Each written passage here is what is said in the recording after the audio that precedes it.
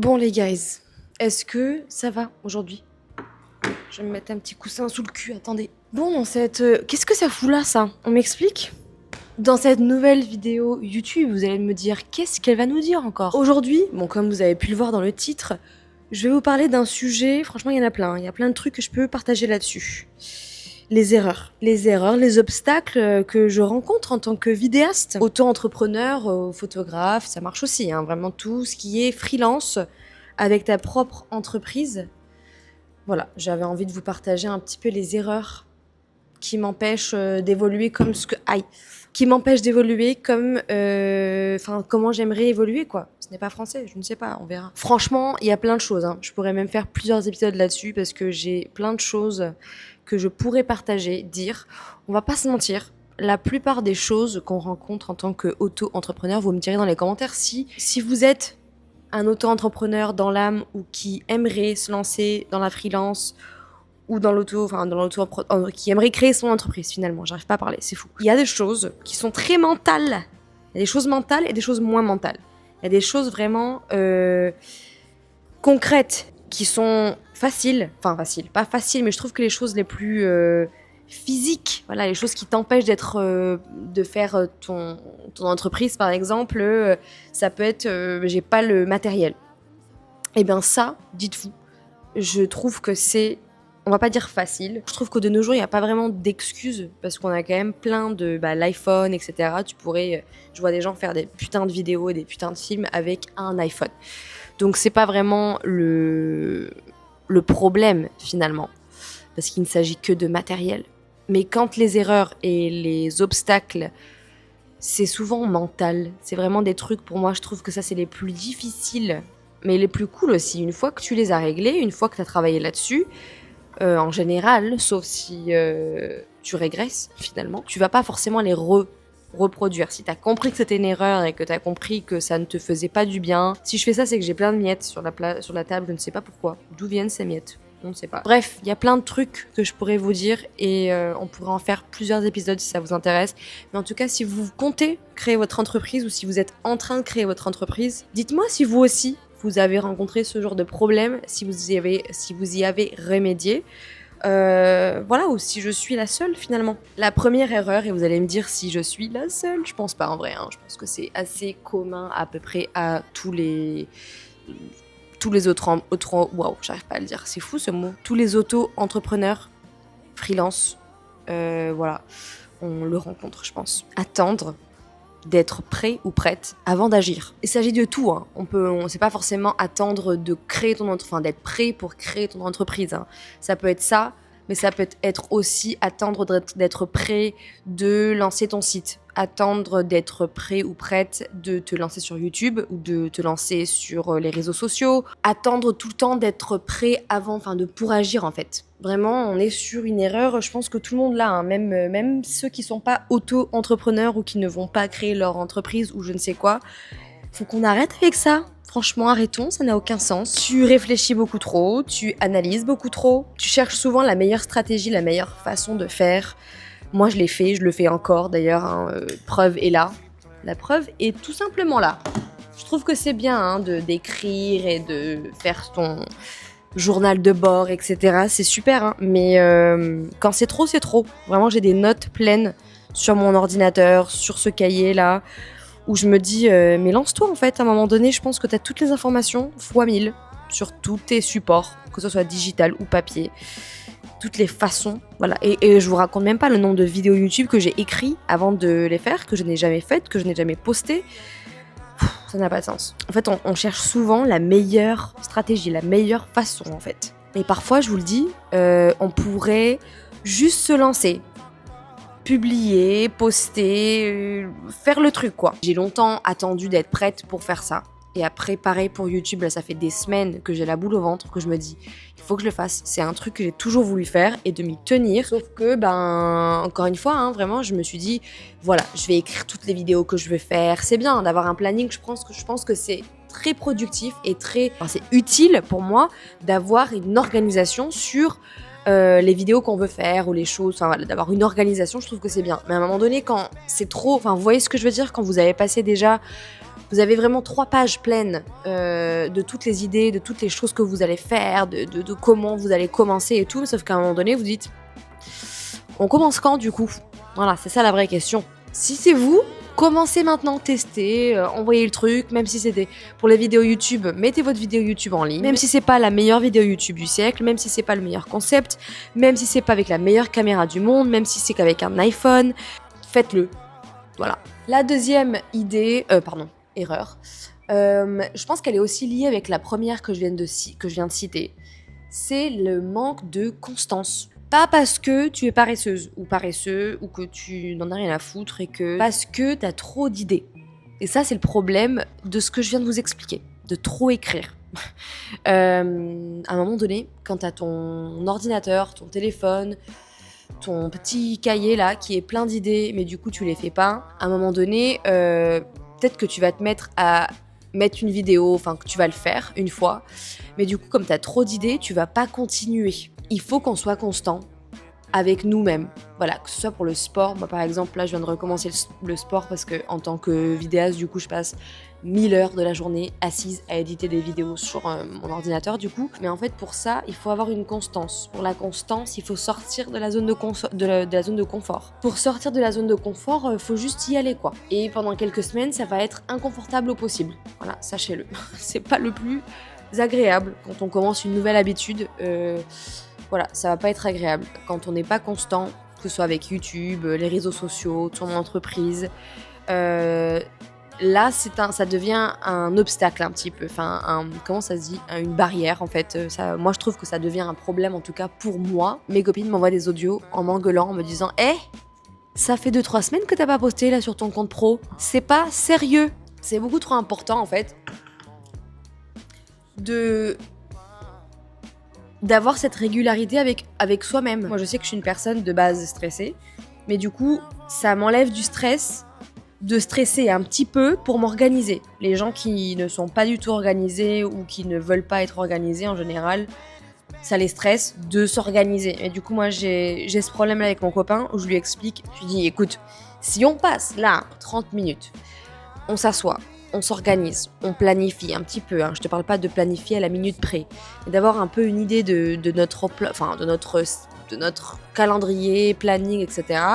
pour ce projet ou pour ces vacances ou pour cette chose-là qu'on veut faire, je te promets que ça va nous enlever des disputes, des tensions, du stress. Et il y a des gens qui marchent pas vraiment comme ça. Il y a des gens, pour eux, vraiment, c'est vraiment juste le stress d'organiser, c'est ça le stress.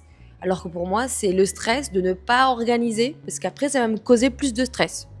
Je sais pas si vous me suivez là. Je trouve que d'être constant avec soi-même, d'avoir une régularité, c'est trop important. On passe facilement genre de YouTube, de ton entreprise, de ta vie quotidienne, de ce projet-là que tu veux faire, créatif, de cette autre chose que tu aimerais faire. Donc franchement, c'est bien hein, d'avoir plein d'idées, plein de projets, plein de trucs comme ça. Je trouve que c'est une qualité créative du coup, mais des fois, on se disperse. Moi, je suis la reine du dispersage.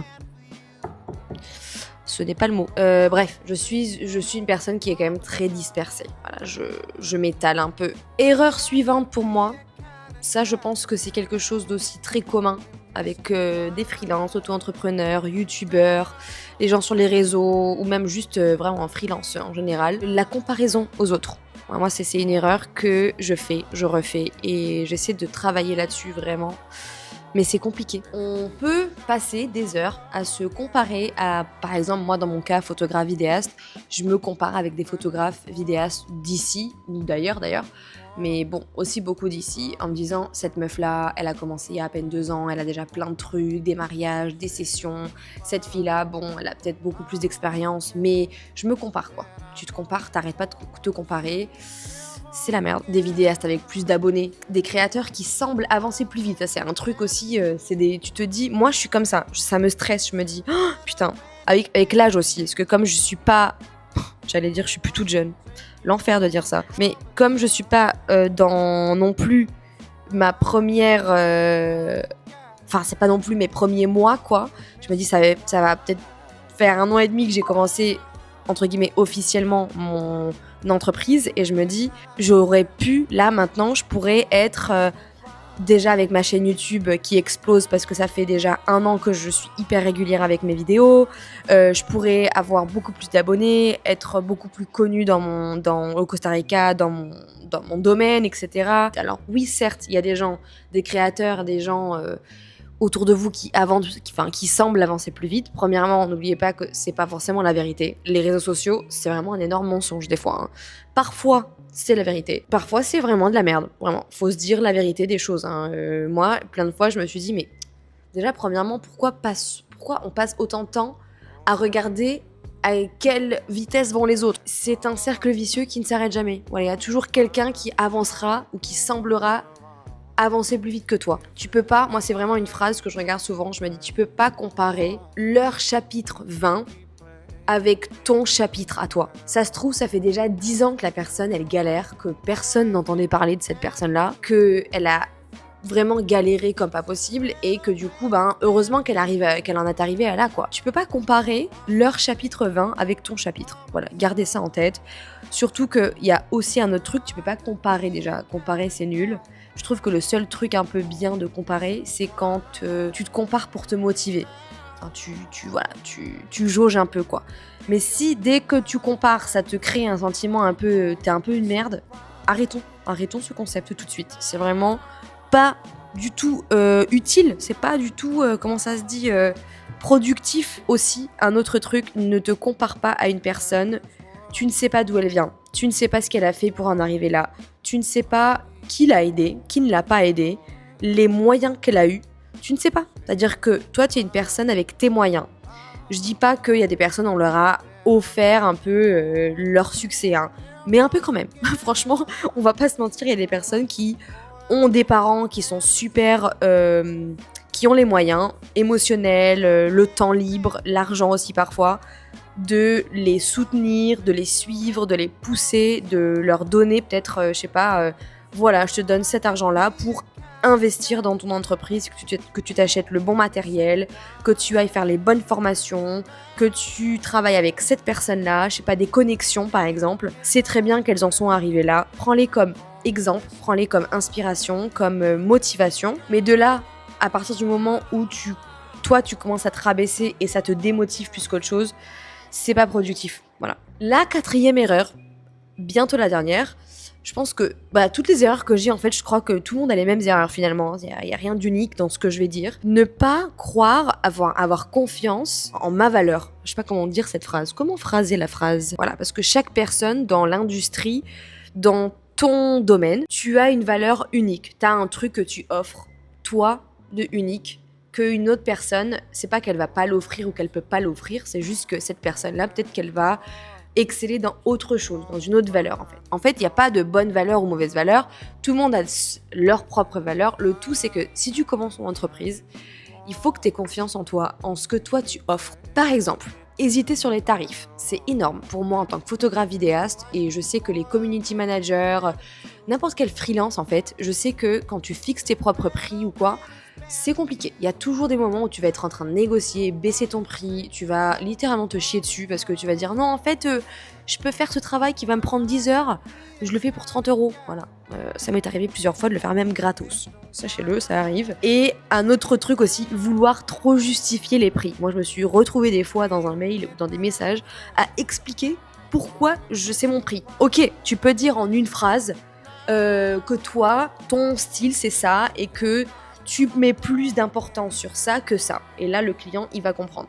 Mais de passer un paragraphe entier à expliquer que ton matériel est cher, que tu as fait tant d'années d'études, que tu as fait tant d'expériences, que avant tu offrais ton travail gratuitement, que tu as fait des collaborations, que tu passes des heures à éditer dans mon cas, à monter des vidéos, des photos, machin. C'est vraiment de la surjustification, c'est limite un truc qui peut te desservir de ouf, parce que moi, en tant que client, je vois un photographe ou un vidéaste qui m'explique de A à Z pourquoi son prix est comme ça. Je me dis, pourquoi cette personne se justifie trop, finalement? Si tu te justifies trop, c'est que finalement, t'es pas si sûr de ça. Enfin, t'es pas si sûr de toi, quoi. Ayez confiance en votre valeur, en ce que vous offrez, en ce que vous apportez sur la table, voilà, dans votre entreprise, en fait. En réalité, tu as de l'expérience. Même si, bon, je dis pas, si ça fait 2 mois que t'as commencé ton entreprise et que t'as vraiment pas d'expérience, Évidemment que moi j'ai offert des sessions à foison, des mariages et des trucs comme ça, et j'ai édité pendant des heures sans être payée. Et franchement, c'est comme ça dans beaucoup de travail freelance au début, dans les premiers mois, que ce soit maquilleuse ou quoi. Vraiment, on le sait tous, quand on commence quelque chose, on a vraiment zéro portfolio, qu'on n'a pas d'exemple, qu'on n'a pas d'expérience ou quoi. Évidemment qu'il faut qu'on commence quelque part et que c'est normal au début d'offrir son travail. Voilà, ça va dans les deux sens, quoi. Mais faut être logique. Il faut que tu te demandes, ok, si t'es dans la situation où tu hésites trop pour tes prix, où t'as trop peur de perdre un client, etc. Et moi, il y a pas si longtemps, j'étais dans cette situation. Je me suis assise, je me suis dit, est-ce que j'ai de l'expérience? Ouais, ça fait 8 ans que je fais ça. Oui, j'ai des choses à apprendre encore et encore. Et quand, dans 30 ans, si je fais encore ce métier, j'aurai encore des choses à apprendre. Mais oui, j'ai de l'expérience. Voilà, ça fait quand même pas 2 semaines que je fais ça. Je fais ça, des vidéos, photos, etc. depuis 8 ans. J'ai un vrai portfolio. Voilà, ça c'est un autre truc. Est-ce que tu as vraiment un vrai portfolio à exposer, montrer à des potentiels clients? Et dernière question hyper importante, est-ce que tu apportes une valeur? Il faut que tu sois hyper conscient de la valeur que tu apportes. Qu'est-ce que c'est? Est-ce que toi, tu veux plutôt te focaliser sur la qualité, la quantité? Votre entreprise, c'est vraiment une marque, c'est du branding, c'est vraiment... Qu'est-ce que ça représente? Quand les gens vont dire le nom de votre entreprise ou le nom, enfin, votre nom, en fait, ah ok, cette personne-là, ça va être du storytelling. Pour moi, dans mon cas, c'est je veux que quand les gens voient mon compte ou qu'ils entendent le nom de mon entreprise, que ce soit, ah oui, cette meuf-là, elle fait des putains de documentaires cinématiques de super bonne qualité. Le storytelling des vidéos est incroyable. Genre vraiment, si tu veux des vidéos avec un sens, avec une histoire, avec une profondeur, il faut qu'on soit au courant de ce qu'on apporte sur la table. Voilà. Apporte, enfin, tes valeurs, c'est tes valeurs. Dernière erreur, travailler dans mon entreprise plutôt que sur mon entreprise. Je sais pas si si vous me comprenez. Je m'explique. En fait, je passe beaucoup plus de temps à répondre aux mails, à éditer des vidéos, à regarder mon site, gérer les clients, répondre aux mails, enfin, tout ça. Ce qui est normal, hein, ne me méprenez pas, c'est normal, ça fait partie de l'entreprise. Mais je passe beaucoup plus de temps à faire ça que à travailler sur vraiment mon entreprise. Qui est mon entreprise? Le développement de mon entreprise. Parce que toutes ces choses internes, évidemment que ça, c'est obligé que tu passes par là.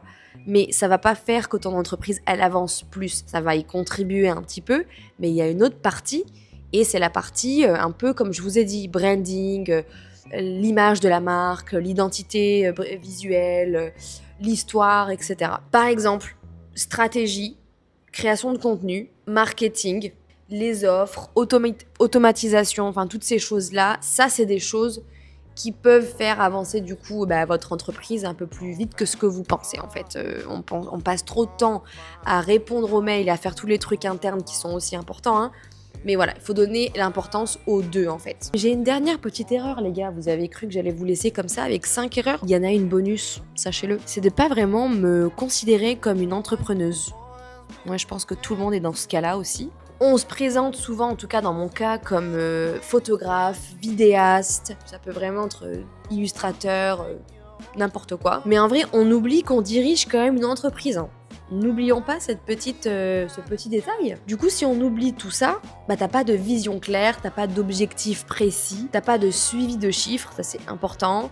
Tu sais pas trop les systèmes qui t'accompagnent. Parce que moi, par exemple, en tant que photographe vidéaste, j'en ai pas beaucoup des systèmes en vrai, hein. Il faudrait que j'ai plus de choses pour gérer mes clients, gérer mes contrats. J'ai pas encore fait le pas et j'ai pas encore choisi encore pour faire tout ce qui est compta, etc. Mais il va falloir que je le fasse à un moment donné. Et c'est pour ça que je lance cette série de vidéos pour mon makeover d'entreprise en fait. Voilà. C'est aussi une thérapie, je me rends compte de choses aussi là quand je vous parle. Mais je trouve que c'est quand même important pour moi de terminer par cette erreur parce que ça me sert aussi à moi de me rendre compte, je me dis en fait c'est vrai, je suis une photographe, vidéaste, etc. Mais j'ai aussi mon entreprise et il y a plein de choses à faire sur le côté qui n'est pas juste photo-vidéo quoi. Il y a des choses à faire sur le côté importantes, qui sont même primordiales et faut pas les comment ça se dit, les sous-estimer en fait, tout simplement. Et je terminerai par dire que c'est exactement pour ça, cette raison précise, que je relance cette chaîne YouTube.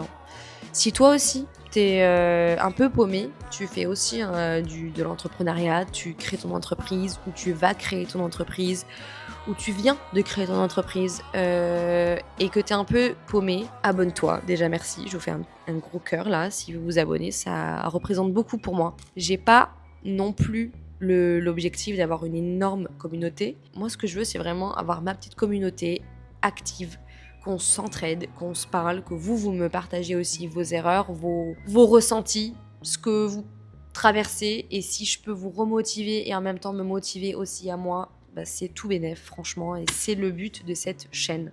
C'est tout les gars, je vais vous laisser, c'était une petite vidéo encore une fois assise, et peut-être que la prochaine fois je vous emmène dans une session vidéo, enfin photo pardon. Là, la prochaine que j'ai, c'est une session de famille, je crois. Donc peut-être que je vous emmène avec moi et je vous montrerai. Et en juillet, j'ai 2 mariages. Donc peut-être que je vous emmène aussi avec moi, mais dans des mariages, quoi. Vous me dites ce que vous en pensez. Cette phrase, vous me dites ce que vous en pensez. Voilà. Je pense qu'on va s'arrêter là. Bisous les guys.